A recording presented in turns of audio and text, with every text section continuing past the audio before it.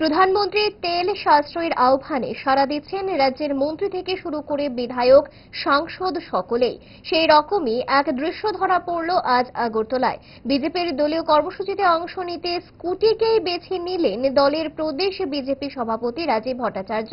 নিজের গাড়ি এবং সঙ্গে থাকা কনভয় ত্যাগ করে স্কুটিতে চেপে দলীয় কর্মসূচিতে অংশ নিতে দেখা গেল সাংসদকে।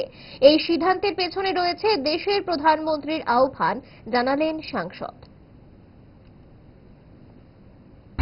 জ্বালানি যে সংকট পরিস্থিতি তৈরি হওয়ার আগেই আমাদের সবার সচেতন হওয়া দরকার। তো তার নিরিখে উনিও ওনার কনভয়ে কাটতি করেছেন।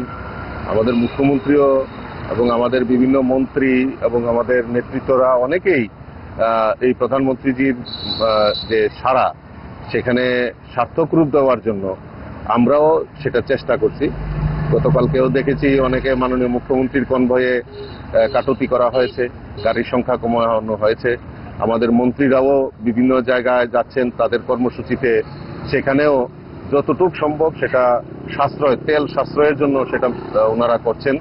তো আমরাও আমাদের ভারতীয় জনতা পার্টির কার্যকর্তা হিসাবে সমস্ত কার্যকর্তাকে আহ্বান করব যে আমাদেরও চেষ্টা চালিয়ে যেতে হবে।